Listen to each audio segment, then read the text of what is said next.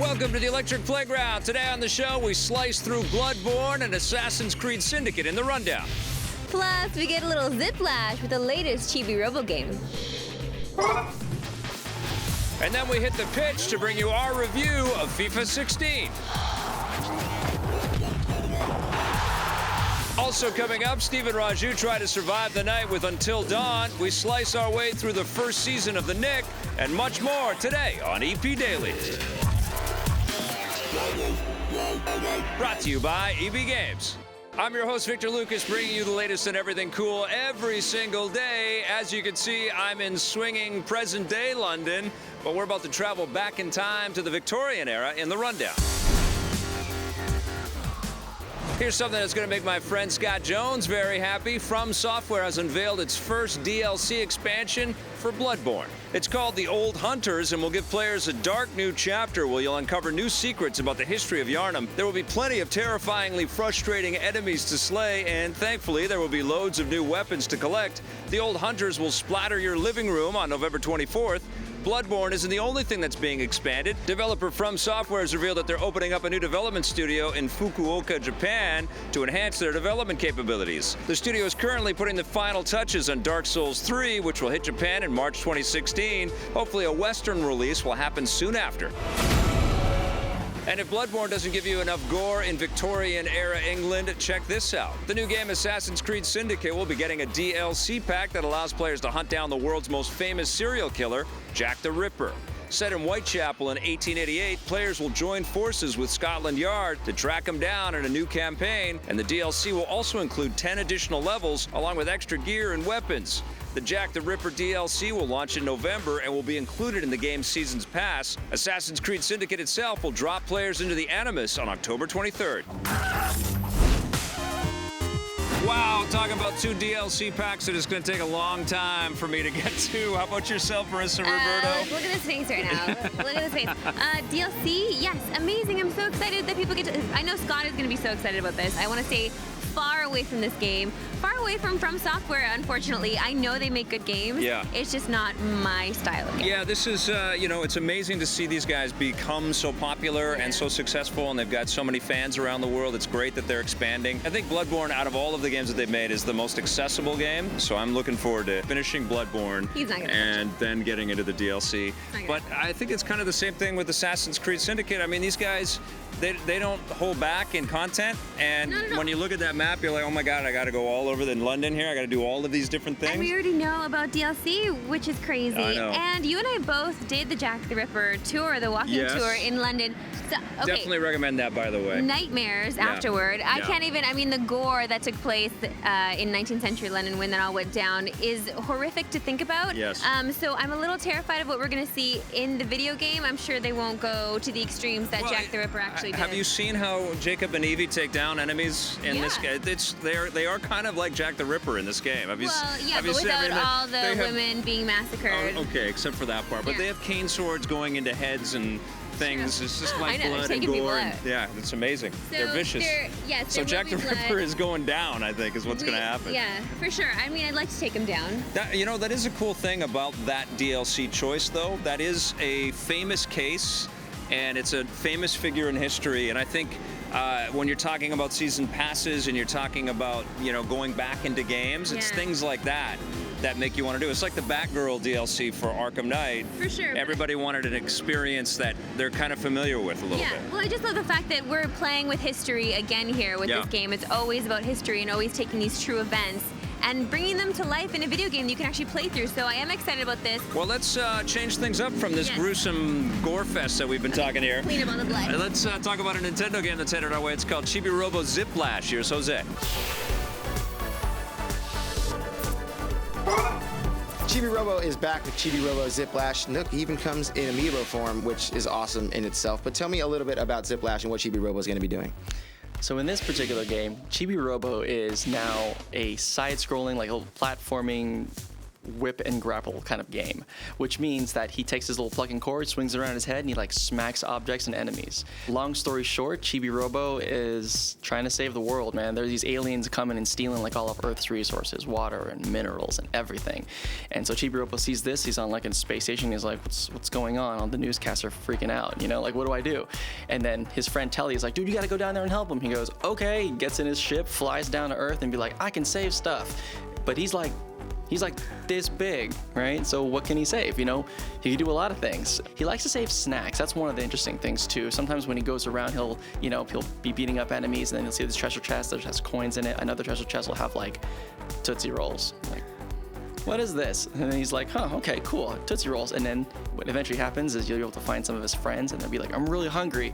He'd be like, I got these Tootsie Rolls. He's like, sweet. Whipping, grappling. You'll be kind of Indiana Jones swinging over ledges, hitting enemies, taking on these big bosses, and a lot of different worlds. He's traveling around the world and just saving the resources. You mentioned that he's got some different mechanics and abilities. Is this something that he's going to learn throughout the game, or is it something he's going to start off the game with? So he starts off the game by having two main attacks. He has a Whiplash and a Ziplash. So his Whiplash, you can just kind of throw it out. It's not that far, but he can smack enemies and grapple onto ledges and hook himself up through those. Eventually you get the Ziplash. Ziplash you get very early in the game, and you can kind of charge that up, and you can aim 360 degrees with the circle pad and kind of go around and aim at really high ledge you may not be able to reach with a normal Whiplash. In addition, he has a couple of different interesting moves where there's certain outlets, like a wall outlet, and you'll plug it in, and he could become like this fire chibi. He'll set himself on fire, and he'll just like go around and running through, melting everything. Or there's one where he has like an ice one where you can plug him in. He has like this ice thing around him, and he can like freeze certain things in a stone. If it's like lava or something, he can cool it down temporarily and walk on it. So all of these abilities you'll slowly get as you kind of progress through the game, and some of the levels are all based around these things. He also has a ton of different vehicles he can do. He rides on these like balloons. He can be up in the sky. There's a wakeboarding level that's designed around like wakeboarding. There's one that's also like a skateboard. So he does it all, man. He does a lot of different things, and there's a lot to play, that's for sure. You know, big things come in small packages, right? So everyone's got faith in Chibi Robo, and so do I. Me too. Look at him, saving the world. Always been a fan of those Chibi Robo games. I'm looking forward to that one. Don't go anywhere, because after the break, we're keeping it international and taking to the pitch with FIFA 16. Yep.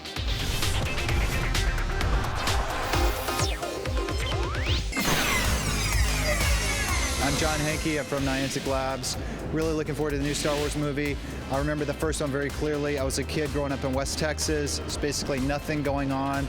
I went to the theater in Abilene, Texas, probably 9 or 10 years old, and it just transformed my world. What is what? He asked you a question. What is that? Help me, Obi-Wan Kenobi. You're my only hope. Completely blew me away. Couldn't wait to go back and see it again. So yeah, it's one of those things that just stays with you. I've got kids, and I'll be there as soon as we can get in to see the movie. I mean, it may not be opening night. That's probably going to be totally crazy. But yeah, I want to feel like I'm 9 years old again.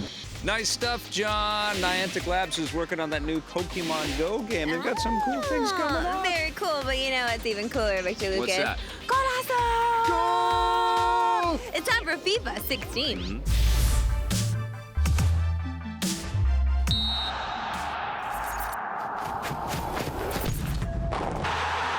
I've got a bit of a dilemma here, Marissa Roberto. What is it?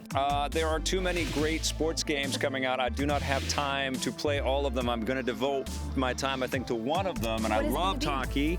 I love football. Yes. And now FIFA 16 is here, and I'm actually loving this one, too. Yeah, well, the other football, depending on where you're from, actually just anywhere outside of North America, it's football. But here we're playing soccer. And yes, again, EA does an amazing job with this FIFA game. Yeah. It's very realistic. It's incredibly There's so realistic. many different options. Yeah. This year, we get to play with the women's teams, which is amazing. They totally simulated the Women's World Cup. Yeah. And you can actually simulate it as well. You can jump into these things. Obviously, I'm really excited about it because I love the Canadian national team. Yes. There's a long wait between goals. We all know that with soccer, right? Especially if the teams are evenly matched. Of course. But you can see a lot more of the midfield play, a lot more of the nuance between the players. The little wins are a lot more apparent And I like that. I like the new defensive AI that they've got here. I like playing defense and coming in for the tackles. You can do some of the slide tackles if you've got a little bit more finesse with it and not get carded right away, which is great. This game obviously is a lot of fun. It's just another sports game that you need to devote a lot of time to. And also, you know what, with FIFA, you have to be into football. You have to be into the sport. And that's my other issue with this, is that it's a little clinical. It's a little too safe for the amount of passion that the sport brings.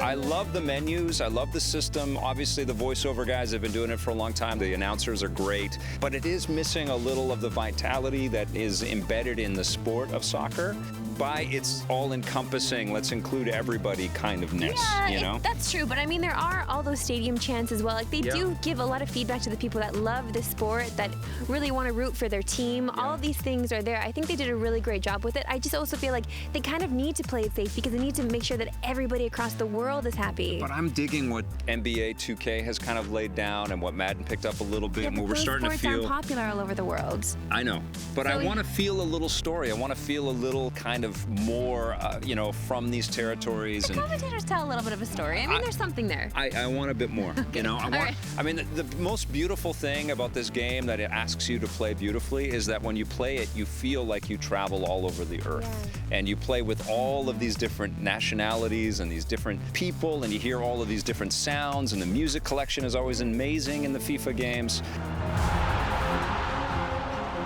It's a marvelous title. It really is. But it feels, in all of its bigness, that it has to play to a lot of people, and that for sure. That kind of limits its heart and soul a little bit for me, you know? Right. Well, I feel the fury and the fire in NHL a little bit more than I do. Okay, You know of course, but we're also Canadian, so we're going to feel the fire in that. Sure. All right, so is this a winning 11 for you? Is this a game that you enjoy and want to recommend to friends? Everybody should be playing FIFA. It's incredible. It's a 9 out of 10. How about you? It's fantastic. It's a 9 for me as well. FIFA 16 is out today, and I love that we are in London talking about football, because they call it football here. Yeah. They do love their FIFA. They get their footy on with their FIFA. This next game we're about to review was proposed to Marissa. She said, no, thank you. So we let Stephen Raju get terrified. I'm sure it was more polite, but... We're talking about Until Dawn. This is a sort of horror movie game starring Hayden Panettiere. And I'm pretty sure basically she saw Beyond Two Souls with Ellen Page and then called up her agent and went, hey, Ellen Page has got a video game, where is mine? And you know what? The result is Until Dawn. Now, this is a really interesting hybrid movie game. What starts out to be like a very, very typical horror scenario. Teen horror scenario, yeah. It's a bunch of kids who are up on a remote mountaintop lodge, and they are reuniting after a year earlier.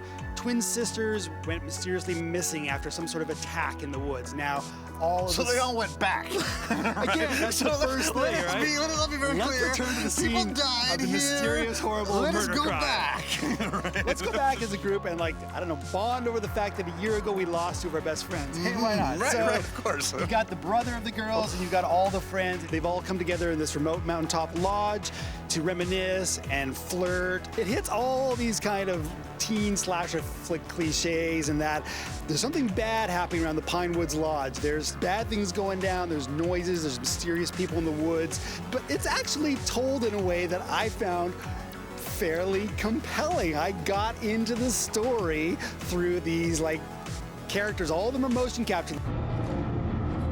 What the hell's that? That could be a lot of things. None of them nice. Quit it. Basically, there is no going back. Your one playthrough, stuff happens, the story changes, there are moments, there are sort of crossroads, and you are on one path. That's right. So the decision you make, it has two results. You split off one way, and that's the way your story's going. And you can't go back until you decide to replay the whole thing again. So that's interesting. Yeah. I think that's really neat. Well, I mean, it's kind of like choose your own adventure. You choose one way or the other. And in this case, the way you're choosing your adventures are either through quick time events, if you succeed or fail at them, or through decisions. Like, are you going to be mean to somebody? Are you going to, like, rat out somebody? Are you going to be brave? Are you going to be silly? All these decisions that these kids are making are somehow feeding into the narrative, and sometimes there are crucial points where the decision you make affects the outcome, affects whether certain characters live or die. Now, every character, all 8 of these characters, can die die before dawn, but there's also ways to save the vast majority of them depending on the decisions you make. I hear there's a way to actually save everybody, which there's a way to certainly save didn't happen everybody. in my playthrough, but this is actually one of the first issues of it. I kind of hated all these people and wanted them to die. But see, that's just it. I liked watching these idiots get into trouble, and I watched watching these sort of stock teen stereotypes do their stereotypical stuff. I didn't really feel for Hayden Panettiere. I didn't really feel for any of the characters. No, not at all. But I enjoyed watching when they lived or die. No, Jessica. But I gotta say, I was really interested to play through and see how it was going to turn out. I've actually gone back and replayed some of the choices and chapters to save people or to see what would happen. I don't know, man. It's not a work of art, but it is a different kind of game, and I think they've done a pretty good job of making it work. I think you liked it more than I did. I'm really curious. What are you going to give Until Dawn? I'm going to give Until Dawn a 7.5. 6.5 out of 10 for me.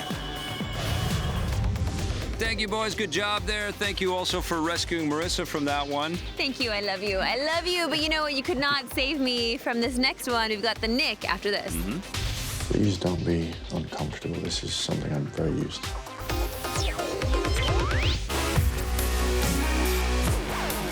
Welcome back to EP Daily. You know, modern medicine wasn't always so clean and modern, I guess is the right word to use there. No, it took a while to get where we are today, but let's go back in time and learn a little bit more about it and watch a TV show called The Nick. More surgeries, more complications. A chance she could live is better than doing nothing. If little Cora knew the details, even in her delirious state, I am certain that she would elect to have her own will determine if she can beat this illness rather than die on my hands in an operating room. There will be no eating in the theater, especially the theater of The Nick. Oh my goodness, you do not want to eat any food when you're watching this television show. It is so grotesque. It is so gruesome. We are going back in time into a place where people are just experimenting with medicine and they're just trying everything. We're seeing mad geniuses come to life. Yeah, it's turn of the century, 20th century New York City, and Clive Owen is the headliner here. He plays Dr. Thackeray. Please don't be uncomfortable. This is something I'm very used to. You're talking about no eating in the theater. You're talking on the operating theater. I'm talking about the operating theater, but also the theater of your living room because you cannot eat at all. Can't be munching on popcorn with all this blood splatter everywhere. I would forget every single time I put on a new episode. I would make some dinner and then I would sit down to watch and I'm like, oh yeah, I can't do this right now. It is awful because we're getting introduced to this. Yeah. Seeing, oh my God, seeing the most grotesque scene I think I've ever seen. But what a wonderful idea, right? Yeah. Right from the get-go, just the idea that all of this exploration and discovery of the human body, these magician doctors moving from total snake charmers of the Wild West into modern medicine and having some of the tools that were being developed, like Edison's electrical X-ray machine and things like that, coming into the hands of these people that were really just making things up as they go. And then suddenly they're starting to try to figure out how to build actual protocol to keep people alive and to save babies that are entangled up inside of an umbilical cord and do the first cesarean. I mean, there's some incredible stuff that is just presented intellectually in this show. Look, this is what we do. We insert the basketball bladder bullet, the BBB. There's also, you know, a pretty dark kind of heart to the emotional ramifications that happens with these doctors and nurses as they're dealing with all of this blood all over the place. Well, not even that, like just dealing with that absolutely in the theater when they're operating, also when they're performing, because really they're performers as well. They're putting on a show for these people they're teaching, right? Every single character in the show has something going on with their own lives, and it's not one of those things where you feel like these secondary characters aren't interesting enough to me. Every single one of these characters in this show is compelling enough for me to want to keep watching. Even if I hate them, I want to watch and see where their story is going. And that's what I found so interesting about the show. Yes, it's grotesque, but that all that blood that you see kind of pulls you in even more, even though you can't really look at it. And you see the actors around it and how they're reacting to it. And the acting in here is terrific. Absolutely. Phenomenal. What is also fascinating about the show is that they shoot these grotesque scenes with all this blood and all this gore in one take. There's a lot of one take things that happen here. So the direction is fantastic. So the blood is practical. There is no CG. It's all over their faces and their hands and their shoes and the floor. And there's blood everywhere. But don't you feel like the medicinal victories and the operational victories that they have? Don't you just want to cheer when that happens? Because you know that we're watching in a fictional setting some things that actually kind of pushed everything forward for us. This is all based on reality. Even Edison's X-ray machine, how he wanted to X-ray his head and he was holding it there in front of his head. It was so funny. He's like, yeah, it's gonna take about an hour. I'm like, oh my God, you're gonna get radiation poisoning. You don't even know. I know. You don't even know. We feel so smart watching because we know what's gonna happen next in medicine. Yeah. But to see these guys. You know what they're saying is to get off your cell phone. Get off your cell phone. That's what they're saying. It's true. I am so in love with the show. I cannot wait for season 2, even though it's going to very dark places. Yeah, I'm a fan too. I think that Nick is very special and you should be watching it. What are you gonna give it? It's getting a 9. It gets an 8.5 from me. Oh man, I cannot wait for another season of that show. I'm so enamored with it. I'm in love. Spoiled. So many great TV shows. Stick around. We've got the Twitter question of the day after this. If you want more EP, go to our website, epn.tv, for bonus content and full episodes. We're also on Facebook and Twitter.